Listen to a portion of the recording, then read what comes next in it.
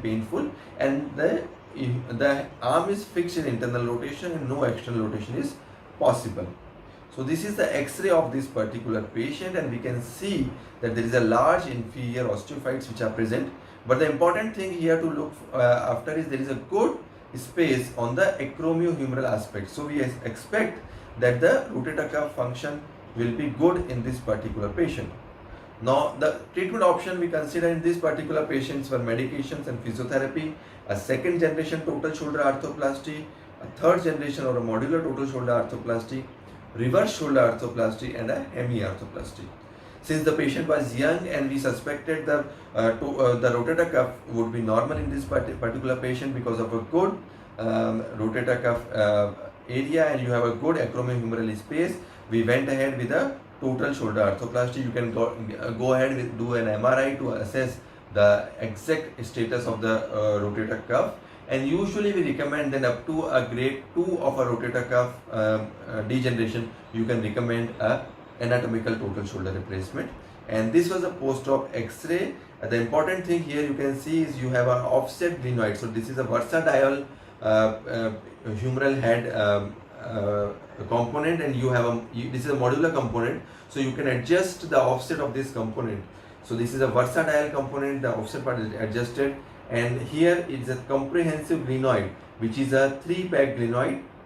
So it is a central peg and 3 peripheral peg, actually a 4-peg glenoid, and it has an option you can attach a regenerate stem also in this particular glenoid.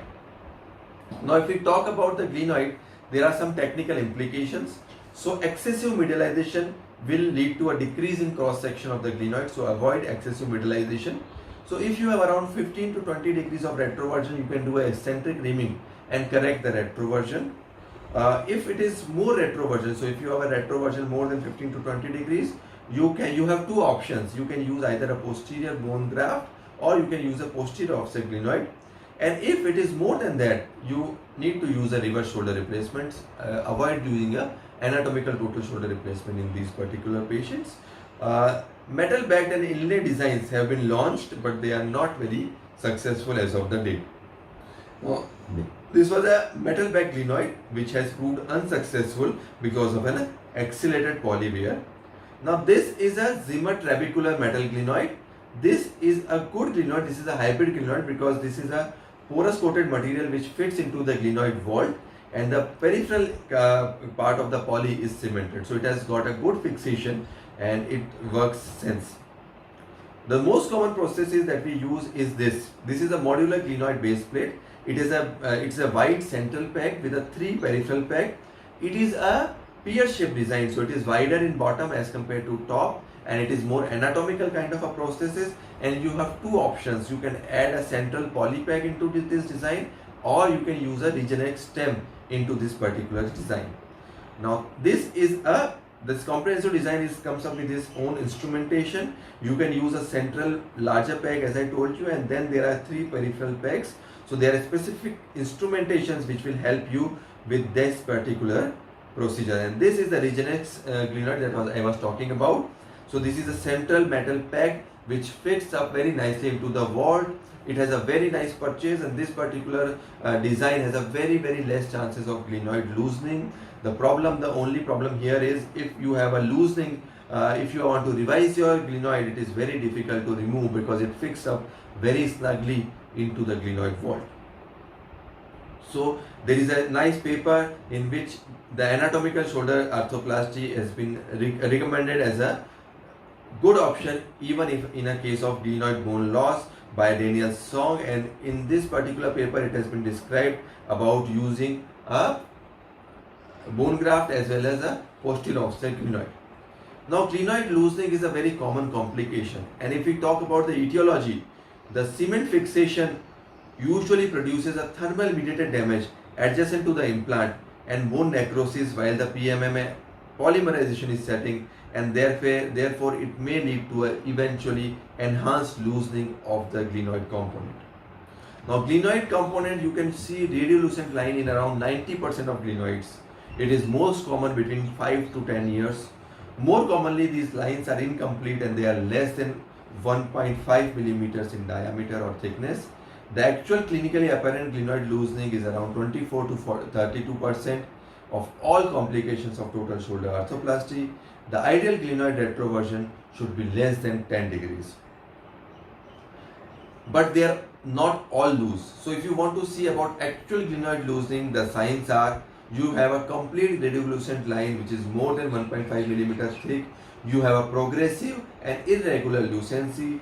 You have a tilt, shift or migration of component or a dislocation of the component, which are signs of an actual glenoid loosening. Now, glenoid defect management, as I told you, you can do an eccentric reaming up to 15 to 20 degrees of retroversion. You should aim up to 10 degrees of retroversion. A retroversion beyond 10 degrees is not acceptable, and then you can use a posterior augment as a bone graft or a posterior glenoid offset, which will be very successful. If you have a severe deformity or severe bone loss, we recommend that you use a reverse shoulder arthroplasty. Now this is a picture in which we have shown a posterior bone grafting. It is usually recommended the graft you harvest from the head is implanted into the glenoid, and you can fix it up with either like K-wires or screws, and then you can prepare your glenoid accordingly. Now this is a very vast series. This is a Danish shoulder arthroplasty registry, a huge series of 2,867 shoulders, in which it was categorically mentioned that anatomical total shoulder arthroplasty is better than the reverse shoulder arthroplasty in osteoarthritis, and it should be preferred in patients with an intact rotator cuff and no posterior subluxation. So it is proved that the rate of total shoulder arthroplasty has increased over time between 2006 to 2015 in patients with explosive osteoarthritis and young patients, and it is achieving better results as compared to reverse shoulder arthroplasty. So I will recommend anatomical shoulder replacement for patients suffering from osteoarthritis with intact cuff and minimal glenoid wear to do a total shoulder arthroplasty. Now this is a nice series by Pascal Berlo, and in which a total shoulder arthroplasty in patients which are younger than 10 years have a good outcome. So this is a series of 395 patients, around 20 to 25% patients who have a glenoid failure and they'll need a revision. Around 5% of the patient had rotator cuff pathologies, and for which they need to be revised. At mean follow-up of 15 years, there were about 16-year revision-free survivorship. Around 30% of the patient had a failure of glenoid implant at the last follow-up, and clinical and subjective results were significantly better in patients without a glenoid failure.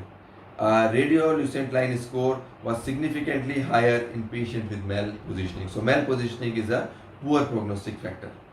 Now we'll just discuss about functional results of hemi and total shoulder arthroplasty according to the patient diagnosis and age of the surgery. This is a German paper, and they say around 70% of the patients with total shoulder replacements are satisfied with their post-operative results. The pain relief was better in the older group, and the constant scores were better in a primary osteoarthritis as compared to a post-traumatic osteoarthritis. So 63% of patients with primary osteoarthritis were happy as compared to only 36% of the patients who had a post-traumatic osteoarthritis, and they were happy. Now there are some limitations to anatomical total shoulder arthroplasty we must understand. It is a less predictable procedure. There are some patients who do excellent, there are some patients who may not do that good. The rehabilitation is more demanding than reverse shoulder arthroplasty. It should be used in caution in patients with a non-functional cuff. It should be used in caution with patients with a severe glenoid bone loss. Glenoid loosening is a real problem, and if you want to use a glenoid, use a peg glenoid more than a keyed glenoid. Thanks a lot.